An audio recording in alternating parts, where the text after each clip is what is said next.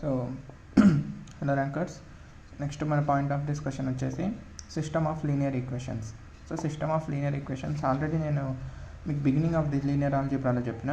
ఏంటిది? లీనియర్ ఈక్వేషన్స్ని with the help of matrices మనం సాల్వ్ చేయగలిగితే దాన్ని లీనియర్ ఆల్జీబ్రా అంటాం. సో ఇప్పుడు ఆ డిస్కషన్లోకి వచ్చినాం. లీనియర్ ఈక్వేషన్స్ అనేవి ఎన్ని విధాలుగా ఉంటాయంటే 2 టైప్స్లో ఉంటాయి. సో ఫస్ట్ టైప్ ఏంటిదరా అంటే homogeneous equation, and second type ఏంటిదరా అంటే నాన్ హోమోజీనియస్ ఈక్వేషన్. అసలు ఏంటి హోమోజీనియస్ ఈక్వేషన్ అంటే ఏంటి, నాన్ హోమోజీనియస్ ఈక్వేషన్ అంటే ఏంటిదరా అంటే, ఫస్ట్ నాన్ హోమోజీనియస్ ఈక్వేషన్ చూడండి. సింపుల్గా చెప్పాలంటే ఈ విధంగా ఉంటుంది. a1x + b1y + c1z = d1 అంటే సమ్ కాన్స్టెంట్. అలానే a2x + b2y + c2z = d2, మళ్ళీ a3x + b3y + c3z = d3. So ఈ విధంగా ఉండే ఈక్వేషన్స్ని, అంటే some equation is equating to constant అయితే దాన్ని ఏమంటాం? నాన్ హోమోజీనియస్ ఈక్వేషన్ అంటాం. అదే హోమోజీనియస్ ఈక్వేషన్కి వచ్చేసరికి మనకు ఈక్వేషన్స్ ఏముంటుంది కానీ ఈక్వల్స్ టు కాన్స్టెంట్ చోట మనకు 0 వస్తుంది. సో ఇలాంటి ఈక్వేషన్స్ని ఏమంటాం రా అంటే హోమోజీనియస్ ఈక్వేషన్ అంటాం. So either non homogeneous equation కానీ హోమోజీనియస్ ఈక్వేషన్ కానీ బేసిక్ మెథడ్లో సాల్వ్ చేయొచ్చు. లైక్ మీరు ఇప్పటివరకు చిన్నప్పటి నుంచి చేస్తూ వచ్చినారు. Like suppose x + y = 1, x - y = 1 అయితే 2x = 2, x = 1, y = 0, అంతే కదా. సో ఈ విధంగా బేసిక్గా సాల్వ్ చేసుకుంటూ వచ్చినారు. అదేవిధంగా ఇట్లా కూడా సాల్వ్ చేయొచ్చు. ఇప్పుడు మీకు 3 లైన్ ఈక్వేషన్స్ ఇచ్చినారు. 3 లైన్ ఈక్వేషన్స్ కూడా కష్టపడి మీరు సాల్వ్ చేస్తారు. అట్లా కాకుండా when there are 10 line equations లేదా మోర్ దాన్ 10, అలాంటప్పుడు ఈ విధంగా బేసిక్ మెథడ్ చేస్తారా అంటే ఏ పిచ్చోళ్ళు చేయరు. సో దానికోసం ఏం చేస్తామంటే ఇలాంటివి అంటే ఇలా మోర్ ఈక్వేషన్స్ వచ్చినప్పుడు మనం మ్యాట్రిసెస్ యూస్ చేసి దాన్ని సాల్వ్ చేస్తాం. సో ఆ సొల్యూషన్ ఎట్లా చేస్తాం మ్యాట్రిసెస్ యూస్ చేసి అనేది చూడండి. అసలు వీటిని మ్యాట్రిసెస్ ఫామ్లో ఎట్లా రిప్రజెంట్ చేస్తాం? ఈ నాన్ హోమోజీనియస్ ఈక్వేషన్ తీసుకున్నట్లయితే a1 b1 c1, next a2 b2 c2, a3 b3 c3, తర్వాత ఇక్కడ ఏంటి x y z = d1 d2 d3. So ఈ విధంగా రాయొచ్చు ఈ లైన్ ఈక్వేషన్స్ని. అట్లా కాకుండా హోమోజీనియస్ లైన్ ఈక్వేషన్స్ని ఎట్లా రాయొచ్చు? a1 a2 a1 b1 c1, a2 b2 c2, a3 b3 c3, ఇక్కడ x y z = 0 0 0. ఈ విధంగా కూడా రాయొచ్చు. ఇప్పుడు నేను ఈ మ్యాట్రిక్స్ని ఏమంటా అంటే ఏ అంట. సో దీన్ని x అంట, దీన్ని b అంట. సో ఓవరాల్గా మనకి ఈక్వేషన్ ఎట్లా వచ్చింది? ax = b వచ్చింది. సో ఇక్కడ ఏమొచ్చింది మనకి? ax = 0 వచ్చింది. సో ఈ ఏ మ్యాట్రిక్స్ని ఏమంటామయ్యా అంటే కోఎఫిషియంట్ మ్యాట్రిక్స్. ఈ బి మ్యాట్రిక్స్ని ఏమంటామంటే కాన్స్టెంట్ మ్యాట్రిక్స్. అండ్ ఏబి ఒక మ్యాట్రిక్స్లో రాస్తే, ఇదంతా స్టార్టింగ్లో చెప్పినాను, దాన్ని ఏమంటాం? ఆగ్మెంటెడ్ మ్యాట్రిక్స్ అంటాం. సో ఇంతవరకు ఐడియా ఉందా? ఇప్పుడు చూడండి మన డిస్కషన్ ఎలా ఉంటుందిరా అంటే, మేము ఏమన్నా ఇంతవరకు లైన్ ఈక్వేషన్స్ని మనం సాల్వ్ చేసిన తర్వాత మనకు సొల్యూషన్స్ ఎలా వస్తాయంటే, ఒక 3 లైన్ ఈక్వేషన్స్ కన్సిడర్ చేసుకోండి. సో 3 లైన్ ఈక్వేషన్స్ కన్సిడర్ చేసుకున్నప్పుడు మనకు వాటిని సాల్వ్ చేస్తే మనకు సొల్యూషన్స్ ఎట్లుంటాయి అంటే, సో ఈ విధంగా ఉన్నాయనుకోండి. అంటే ఇవి 3 లైన్ ఈక్వేషన్స్ ఇవి ఒక పాయింట్ దగ్గర ఇంటర్సెక్ట్ అయినాయి అనుకోండి. దాని మీనింగ్ ఏంటిది? ఈ పాయింట్ ఈ 3 లైన్ ఈక్వేషన్స్ని సాటిస్ఫై చేస్తుందనే కదా బేసిక్ మ్యాథ్స్ ఇది. సో దీని మీనింగ్ ఏంటిది? ఇలా 3 లైన్ ఈక్వేషన్స్ ఒక పాయింట్ దగ్గర ఇంటర్సెక్ట్ అయితే దానికి యూనిక్ సొల్యూషన్ ఉంటుంది. ఓకే కదా. అలా కాకుండా మనకు 3 లైన్స్ అనేవి ఓవర్లాప్ అయినాయి అనుకోండి. లైక్ ఒకే లైన్ మీద ఇంకో లైన్, సో ఇట్లా ఉన్నాయనుకోండి. ఎన్ని పాయింట్స్ అయితే ఉంటాయో ఈ లైన్ మీద అన్ని పాయింట్స్ మనకి సాటిస్ఫై చేస్తాయి 3 లైన్ ఈక్వేషన్స్. ఎందుకు? 3 ఒకదాని మీద ఒకటి ఉన్నాయి కాబట్టి, ఓవర్లాప్ అయినాయి కాబట్టి దీనికి ఏంటిది మనకి సొల్యూషన్స్ ఇన్ఫైనైట్ వస్తాయి. ఒక పాయింట్ అది ఇక్కడంటే పర్టికులర్లీ ఒకే పాయింట్ ఉంది కాబట్టి మనకి యూనిక్ సొల్యూషన్ అన్నాం. ఇక్కడ ప్రతి పాయింట్ సాటిస్ఫై చేస్తుంది లైన్ ఈక్వేషన్స్ మీద. సో ఏ పాయింట్ పెట్టినా ఈ లైన్ ఈక్వేషన్స్ మీద సాటిస్ఫై చేస్తుంది కాబట్టి ఇన్ఫైనైట్ నెంబర్ ఆఫ్ సొల్యూషన్స్ ఉంటాయి. సో సొల్యూషన్స్ ఎన్ని విధాలుగా ఉంటాయి అనేది చెప్తున్నా మీకు. When you consider 3 line equations, ఇట్లా కాకుండా మోర్ దాన్ 3 కన్సిడర్ చేసుకున్న సేమ్ ఉంటుంది. నెక్స్ట్ సొల్యూషన్స్ ఇన్ని విధాలుగానే డివైడ్ అవుతాయి. నెక్స్ట్ అలా కాకుండా మనకు 3 లైన్స్ అనేవి ప్యారలల్గా ఉన్నాయనుకోండి, సో అప్పుడు ఏంటిది మనకి నో సొల్యూషన్.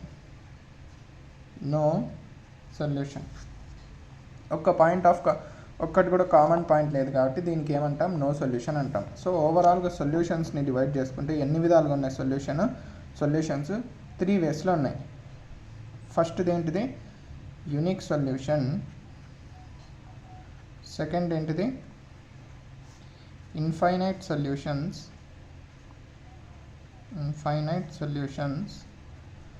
థర్డ్ ఏంటిది, ఆర్ వేరే టైప్లో ఫస్ట్ది నో సొల్యూషన్. ఇవి మనకి ఏ లైన్ ఈక్వేషన్స్ కన్సిడర్ చేసుకున్నా, system of linear equations consider చేసుకున్నా ఈ విధంగా సొల్యూషన్స్ డివైడ్ అవుతాయి. సో కనీసం సొల్యూషన్ ఎగ్జిస్ట్ అయిందనుకోండి, ఆ సొల్యూషన్ కేటగిరీని ఏమంటామంటే కన్సిస్టెంట్ అంటాం. ఆ లైన్ ఈక్వేషన్స్ కన్సిస్టెంట్ అంటాం. లేదా అసలు ఎగ్జిస్టే అవ్వలేదు అనుకోండి, ఇన్కన్సిస్టెంట్ అంటాం ఆ లైన్ ఈక్వేషన్స్ని. సో ఇది ఓవరాల్ సొల్యూషన్స్ గురించి. ఇప్పుడు చూడండి, మనకి solution of non homogeneous equation can be consistent as well as inconsistent. ఇందాక చెప్పినా కదా, consistent as well as inconsistent కూడా అవ్వచ్చు, ఏవి నాన్ హోమోజీనియస్ ఈక్వేషన్స్. సో ఎలా కనుక్కుంటామయ్యా అది అంటే, ఇప్పుడు చెప్పినా కదా ప్రతిదీ లైన్ ఈక్వేషన్ సాల్వ్ చేసి చేయడం అంటే when there are more than 3 line equations అప్పుడు కష్టమవుతుంది కదా. సో దానికోసం మ్యాట్రిసెస్ యూజ్ చేసి కనుక్కుంటాం. ఎట్లా కనుక్కుంటామంటే, first form AB augmented matrix. AB augmented matrix form చేసిన తర్వాత ఇన్కన్సిస్టెంట్ అని ఎప్పుడు చెప్తామంటే, rank of AB is not equal to rank of A అయిందనుకోండి. సో ఆ టైంలో మనకు ఆ ఇచ్చిన లైన్ ఈక్వేషన్స్ ఇన్కన్సిస్టెంట్ అంటాం. అంటే there will be no solution. అంటే అప్పుడు ఏమవుతాయి, లైన్స్ అనేవి ప్యారలల్ అవుతాయి. అలా కాకుండా ఇదంతా సింపుల్ టాపిక్స్ కాబట్టి కొంచెం స్పీడ్ చెప్తున్నా. అట్లా కాకుండా కన్సిస్టెంట్ ఎప్పుడైతుందంటే, సొల్యూషన్ ఎప్పుడు ఎగ్జిస్ట్ అవుతుందంటే, rank of AB is equals to rank of A less than n. N అంటే ఏంటిది మనకి, ఆర్డర్ ఆఫ్ మ్యాట్రిక్స్ ఏ. అలా కాకుండా rank of AB is equals to rank of A equals to n అయినా కూడా మనకి సొల్యూషన్ ఎగ్జిస్ట్ అవుతుంది. So equals to n అయితే మనకి ఏంటిదిరా అంటే ఆర్డర్ ఆఫ్ మ్యాట్రిక్స్ అయితే ఆల్రెడీ చెప్పినాం కదా. ఆర్డర్ ఆఫ్ మ్యాట్రిక్స్ అయినప్పుడు మనకి ఏంటిది, డిటర్మినెంట్ ఏ ఈజ్ ఈక్వల్, ఇది లాస్ట్ టాపిక్లోనే చెప్పినాం, not equals to 0. Determinant A not equals to 0 అంటే నో జీరో రోస్ అంటే దాని మీనింగ్ ఏంటిది, నల్లిటీ ఈక్వల్స్ టు 0 అని. సో ఇదంతా ఆల్రెడీ డిస్కస్ చేసినాం, దాన్ని రివైజ్ చేస్తున్నట్టు. నల్లిటీ ఈక్వల్స్ టు 0 అని ఈ విధంగా కండిషన్ మనకు సాటిస్ఫై అయితే అప్పుడు యూనిక్ సొల్యూషన్ ఉంటుందని. యూనిక్ సొల్యూషన్ని మనం ఏమంటామయ్యా అంటే ట్రివియల్ సొల్యూషన్ అంటాం. అలా కాకుండా లెస్ దాన్ ఎన్ అన్నాం అనుకో, determinant of A equals to 0. Determinant of A equals to 0 అంటే definitely there will be some zero rows. So nullity అనేది 0 అవ్వదు, ఆర్డర్ మైనస్ ర్యాంక్ అవుతుంది. ఆల్రెడీ నిన్న చెప్పినా కదా, ఆర్డర్ మైనస్ ర్యాంక్ అవుతుంది. నెక్స్ట్ ఇన్ఫైనైట్ సొల్యూషన్స్ అవుతుంది ఈ కండిషన్ సాటిస్ఫై అయితే. ఇన్ఫైనైట్ సొల్యూషన్స్ని ఏమంటామయ్యా అంటే నాన్ ట్రివియల్ సొల్యూషన్ అంటాం. సో ఓవరాల్ నాన్ హోమోజీనియస్ ఈక్వేషన్స్కి సొల్యూషన్స్ ఎట్లుంటాయి, ఈ విధంగా ఉంటాయి. ఎలా కనుక్కుంటాం, రో ఆఫ్ ఏబీ అదే rank of AB and rank of ఏని చెక్ చేసుకుంటాం. నాట్ ఈక్వల్స్ టు అయితే అసలు సొల్యూషన్ ఉండదు, ఈక్వల్స్ టు అయితే మళ్ళీ అందులో 2 కేసెస్, ఒకటి ఇన్ఫైనైట్ సొల్యూషన్స్, ఒకటి ఓన్లీ యూనిక్ సొల్యూషన్. ఒక ప్రాబ్లం డిస్కస్ చేస్తే మీకు ఇంకా క్లారిటీ వస్తుంది. చూడండి, ఇప్పుడు చూడండి, ఈ విధంగా మనకి లైన్ ఈక్వేషన్స్ ఇచ్చినాడు. సో దీన్ని మ్యాట్రిక్స్ ఫామ్లో రాస్తే ఏమవుతుంది, 1 - 2 3 0 2 - 3 0 1 - 1 1 x y z equals to 2 3 0. ఇదేంటిది మనకి ఏ ఎక్స్ బి. ఇప్పుడు ఏబి రాయండి. AB is equals to A is to B అంటాం. 1 - 2 3 2 2 - 3 0 3 1 మైనస్ 1 1 0. సో మనం ఇప్పుడు ఏం కనుక్కోవాలి, ర్యాంక్ ఆఫ్ ఏబీ కనుక్కోవాలి. సో ర్యాంక్ ఆఫ్ ఏబీ కనుక్కోవాలంటే నేను ఏం చేస్తా, ఎక్లాన్ ఫామ్లో కన్వర్ట్ చేసుకుంటా. ఎక్లాన్ ఫామ్లో కన్వర్ట్ చేసుకోవాలంటే ఫస్ట్ ఎలిమెంట్ 1 ఉండాలి. ఓకే, నెక్స్ట్ ఈ నాన్ జీరో ఎలిమెంట్, ఫస్ట్ ఇది 0 అయితే ఇది నాన్ జీరో ఎలిమెంట్, దాని తర్వాత 2 జీరోస్ అవ్వాలి. ఆల్రెడీ డిస్కస్ చేసినాం కదా. సో ఏం చేయాలి నేను ఆపరేషన్స్ది, అప్పుడు R2 implies R2 minus 2R1, అంతేనా? R2 minus 2R1.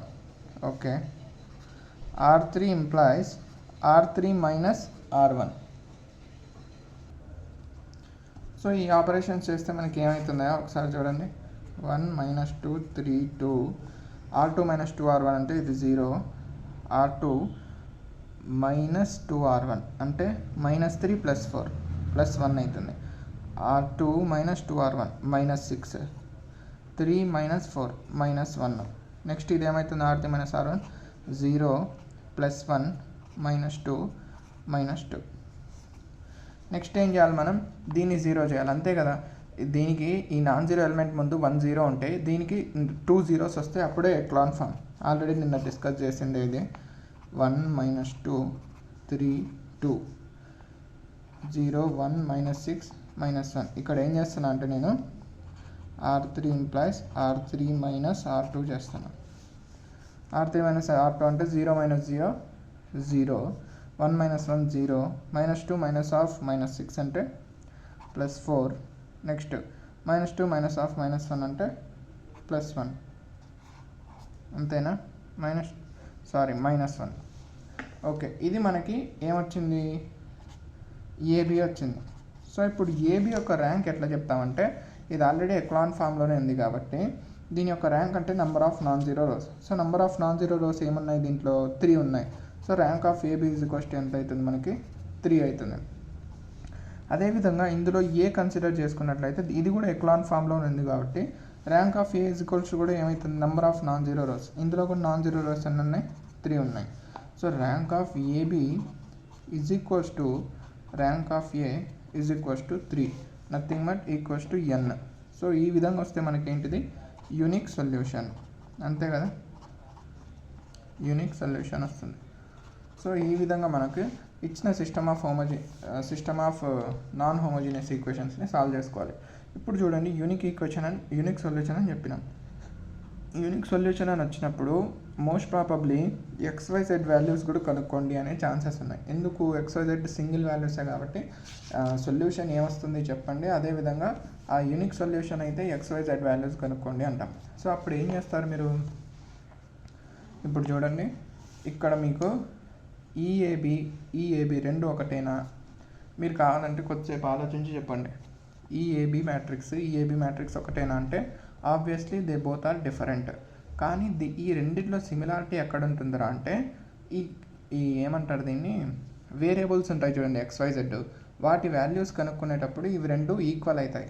అంటే నథింగ్ బట్ ఇప్పుడు దీని లైన్ ఈక్వేషన్స్ రాస్తే ఏముందా మనకి, x minus 2y plus 3z equals to 2, అంతే కదా దీని లైన్ ఈక్వేషన్. దీన్నే మ్యాట్రిక్స్ ఫామ్లో మళ్ళీ ఇట్లా రాసినాం మనం. నెక్స్ట్ 2x మైనస్ 3y, అంతేనా, is equals to 3. Next x minus y plus z is equals to 0.